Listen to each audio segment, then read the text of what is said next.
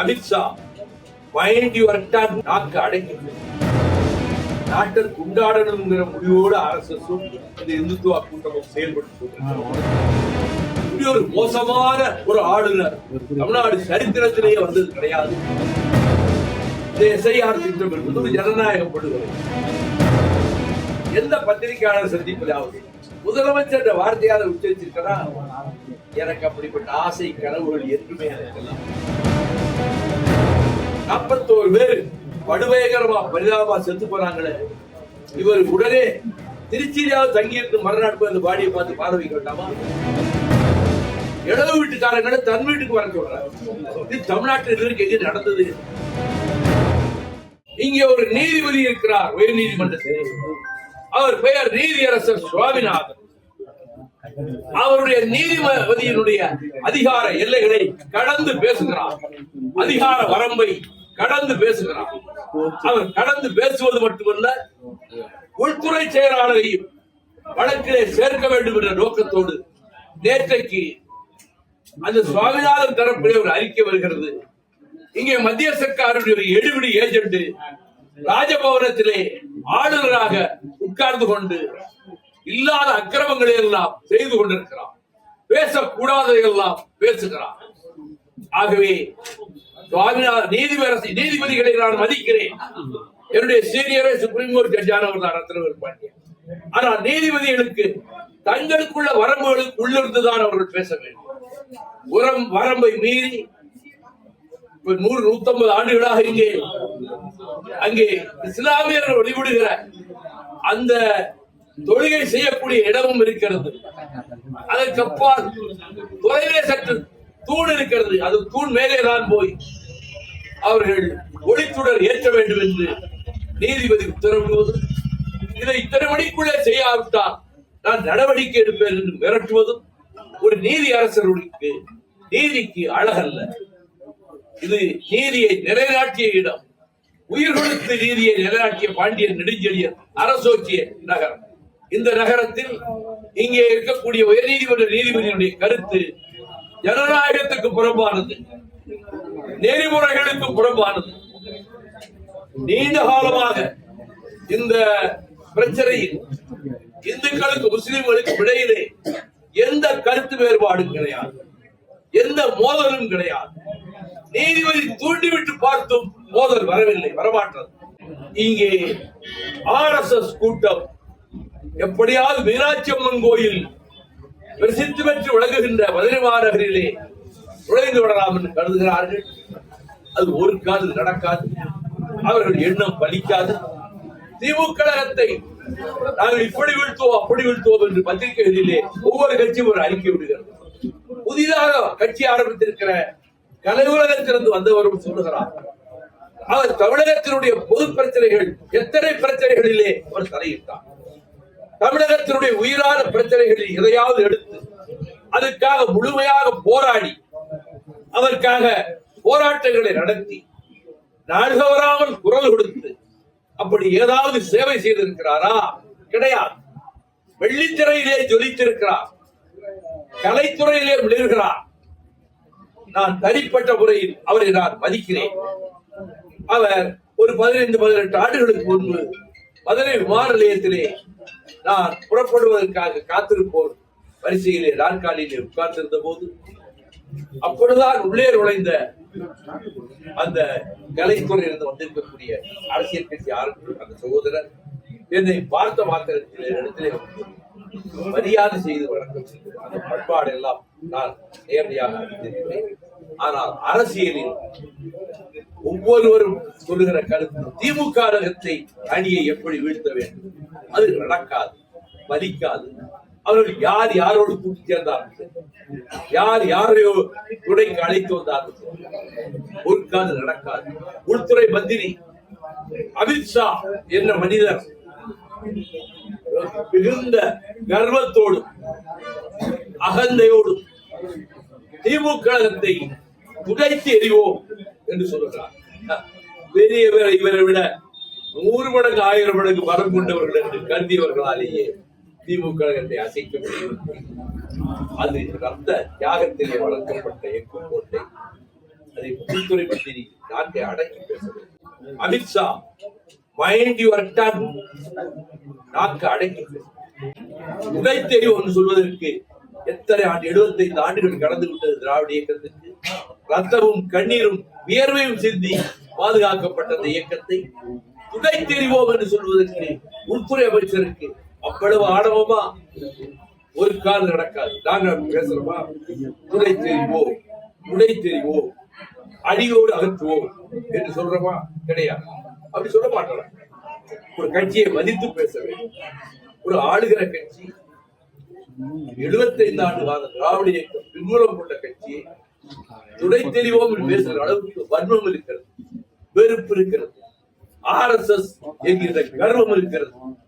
ஒரு காலம் இது இந்திய எதிர்த்து வீதியிலே மாணவர்களின் ரத்தம் கொட்டப்பட்ட பூமி இந்த மதுரை. தேர்தலை பற்றியே நாங்கள் தேர்தல் அறிவிச்சு பேச்சுவார்த்தைக்கு அழைப்பு கொடுக்கிற போது அப்போதான் பேசுவோம்.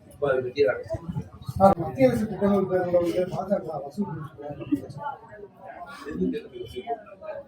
மத்திய அரசு திட்டத்தை கிசான் சேவா அந்த வார்த்தைகளே புரியாது, பேர்களா வைக்கிறாங்க. பூரா சமஸ்கிருத பேர்களை வச்சு இந்த நாட்டை துண்டாடணுங்கிற முடிவோடு RSSம் இந்த இந்துத்துவ கூட்டமும் செயல்பட்டு போட்டிருக்காங்க. தீர்மானம் பிரகடனம் செஞ்சிருக்காங்க. இனி இந்தியாங்கிற பேர் கிடையாது, பாரத் என்ற பேர். டெல்லி தலைநகராக இருக்காங்க, வாரணாசி தான் தலைநகரமாகும். சமஸ்கிருதம் இந்தியும் தவிர எந்த மொழியும் இந்த நாட்டில் கிடையாது. ஒரு பிரகடன வெளியிட்டிருக்கிறார்கள், அதை நிறைவேற்ற துடிக்கிறார்கள். அவர்களுக்கு மத்தியிலே ஆட்சியும் அதிகாரமும் இருக்கிறது என்பதால் அவர்களிடம் இருக்கக்கூடிய இன்கம் டாக்ஸ் டிபார்ட்மெண்ட், என்போர்ஸ்மெண்ட் டைரக்டரை பயன்படுத்தி விரட்டி பார்க்கிறார்கள். எதிர்கட்சிகளை நசுக்கலாமா என்று பார்க்கிறார்கள். அவற்றையெல்லாம் எளிதிலே எதிர்கொள்ளக்கூடிய வலிமை திராவிட முன்னேற்ற கழகத்துக்கு இருக்கிறது. மக்களுக்கு தேவையான திட்டங்களை பச்சை குழந்தை முதல் வயது முதிர்ந்தவர்கள் வரை அனைவருக்கும் தேவையான திட்டங்களை வசதிகளை முதலமைச்சர் செய்து கொண்டிருக்கிறார். குழந்தைகள் பட்டினியோடு பள்ளிக்கூடத்துக்கு வரக்கூடாது என்று காலை உணவை அவர் அறிமுகப்படுத்தினார். பெண்கள் பேருந்துகளிலே இலவசமாக போகட்டும். மற்ற மாநிலங்கள் எல்லாம் இந்த மாநிலத்தை பின்பற்றக்கூடிய அளவுக்கு இருக்கின்றது. ஆனால் இங்கே நிறைவேற்றுகிற சட்டங்களை மசோதாக்களுக்கு கவர்னர் கையெழுத்து போடுவது கிடையாது. வாங்கி அப்படியே கிடப்புல போட்டுறாரு. 6 மாசம் 1 வருஷம் அரசியல் பேசுறாரு. திமுக மறைமுகமா வசைபாடுறாரு. இப்படி ஒரு மோசமான ஒரு ஆளுநர் தமிழ்நாடு சரித்திரத்திலேயே வந்தது கிடையாது. இந்த மாநிலத்துக்கு ஆளுநராக இருக்கக்கூடிய தகுதியே அற்றவர் இங்கே இருக்கிறார். ஆகவே இப்படிப்பட்ட சூழ்நிலையில் திராவிட முன்னேற்ற கழகத்தினுடைய தலைமையிலான கூட்டணியில் ஒரு சிறு சலசலப்பு கூட கிடையாது. ஒருங்கிணைந்து ஒரே குரலாக ஒலிக்கிறோம். ஆகவே வரும் தேர்தலிலும் திமுக கழகம் தனிப்பெரும்பான்மை பெற்று கூட்டணி மிகப்பெரிய வெற்றி பெற்று தனியாகவே ஆட்சி அமைக்கக்கூடிய அளவுக்கு தனிப்பெரும்பான்மையை திராவிட முன்னேற்ற கழகம் தேர்தலிலே ஈட்டும் என்பதை நான் நம்பிக்கையாக கருதுகிறேன். அது வரப்போகிற தேர்தல் காலத்திலே நாங்கள் கூறுவது உண்மை என்பது வெளியே ரிசல்ட் வருவது. பல மாவட்டங்களில் சட்டமன்ற தொகுதிகள் பெரும்பான்மையான வாக்குகள் பதிவேற்றம் செய்யப்பட்ட பல காரணங்கள் 75 லட்சம் வாக்காளர்களுக்கு வாக்கு இல்லாமல் செய்கிற வேலையை இந்த திட்டத்தின் மூலமாக நிறைவேற்ற துடிக்கிறார்கள். வெளியிலிருந்து மாநிலங்களில் வந்த ஒரு 65 லட்சம் பேரை புது வாக்காளர்களாக இங்கே கொண்டு வந்து செருகுகிறார்கள். இது ஜனநாயக படுகொலை. இது SIR திட்டம் என்பது ஒரு ஜனநாயக படுகொலை, ஒரு மோசடி திட்டம். இதன் மூலமாக நெருங்க முடியாத, நுழைய முடியாத செந்தமிழ்நாட்டிற்குள்ளும் நாம் கால் பதித்து நாம் நின்று உயர்ந்து விடலாம் என்று ஒரு தப்பு கணக்கு போடுகிறார்கள். அவர்கள் மனக்கணக்கு வெறும் மண்கோட்டையாக போகும். அதை பற்றி யாரும் அலட்டிக் கொள்ள வேண்டியது. நீண்ட நெடிய அரசியல் பயணம், நடைபயணம், பல்வேறு சிறைச்சாலைகள், தியாகம், புரட்சி எல்லாம் பண்றாங்க. உங்களுடைய தொண்டர்கள் வந்து உங்களை முதலமைச்சரா பார்க்கணும்னு ஒரு பெரிய கனவோட இருக்காங்க. அந்த கனவு பழிப்பதற்கான வாய்ப்பு இருக்கா? நீங்க என்றைக்காவது முதலமைச்சர் இந்த 31 ஆண்டு கால அதிமுக எந்த மேடையிலாவது எந்த பத்திரிகையாளர் சந்திப்பிலாவது முதலமைச்சர் வார்த்தையால உச்சரிச்சிருக்கா? எனக்கு அப்படிப்பட்ட ஆசை கனவுகள் என்றுமே எனக்கு இல்லை. 2 தடவை கேபினட் பத்திரிகை கொடுக்க வாய்ப்பாய் சொன்னேன். 2 தடவையும் நான் வேண்டாம் என்று மறுத்துவிட்டு என் சகாக்களுக்கு கொடுக்கிறேன் சொன்னவர் எனக்கு அதில் அப்படி ஒரு திட்டமும் கிடையாது, அப்படிப்பட்ட ஒரு நோக்கமும் எனக்கு பாண்டியன் மாதிரியான அந்த போராட்டம் பண்ணவங்களுக்கு சிறை தண்டனை விதிச்சிருக்காங்க. கோர்ட் சிறை தண்டனை பிஆர் பாண்டியன் அவரோடு சேர்ந்து நானே போராட்டம்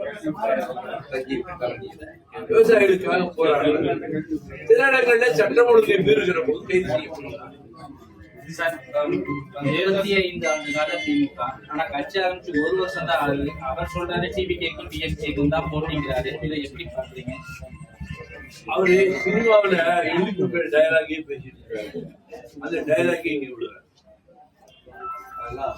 அது மக்கள் தான் தீர்மானிக்கும். அது இல்லாமல் அவர் ஆசைப்படலாம். யார் வேணா வாக்குரிமை உள்ள யாரும், போட்டி போடுகிற தகுதி உள்ள யாரும் எந்த பதவிக்கு ஆசைப்படலாம். அது அவருடைய விருப்பம். அதை சொல்றாரு. அவ்வளவுதானே தவிர அந்த அவருடைய கனவு நனவாகாது. கூட்டத்துல நிறைய பார்க்க வர்றவங்க வர்றாங்க. 41 பேர் படுபயங்கரமா பரிதாபமா செத்து போறாங்களே. இவர் உடனே திருச்சியிலாவது தங்கியிருந்து மறுநாள் போய் அந்த பாடியை பார்த்து பார்வைக்க வேண்டாமா? சென்னைக்கே விரைந்து விட்டார். அதுக்கு பிறகு 40 நாள் கழிச்சு இடவு வீட்டுக்காரங்களை தன் வீட்டுக்கு வர சொல்றாரு. இது தமிழ்நாட்டில் இதுவரைக்கும் எங்கே நடந்தது? துக்க வீடுன்னா அங்க வீட்டுக்கு 10 நாள் கழிச்சோ 1 மாசம் கழிச்சோ தாம் தான் போகணும். அவங்களை வரவழைச்சு நிதியை கொடுத்து விட்டு நான் உங்களுக்காக நான் ரொம்ப வருத்தப்படுறேன் சொல்வது எடுத்த எடுப்பிலேயே அவர் செய்த மிகப்பெரிய பிழை என்று நான் நேற்றே விமான நிலையத்தில் கொண்டேன். அது முதல் கோடல் குற்றம் கோடல் என்பதை போல தொடக்க நிகழ்ச்சியிலேயே அவர் பொறுப்பேற்று நடந்து கொண்டதா? இப்படி நடந்து விட்டதே என்கிற குற்ற உணர்ச்சி துளியளவும் இல்லாமல் அவர் நடந்து கொண்டதா? அவர் பொது வாழ்வில் அவர் நினைக்கிற இடத்துக்கு வர முடியாது.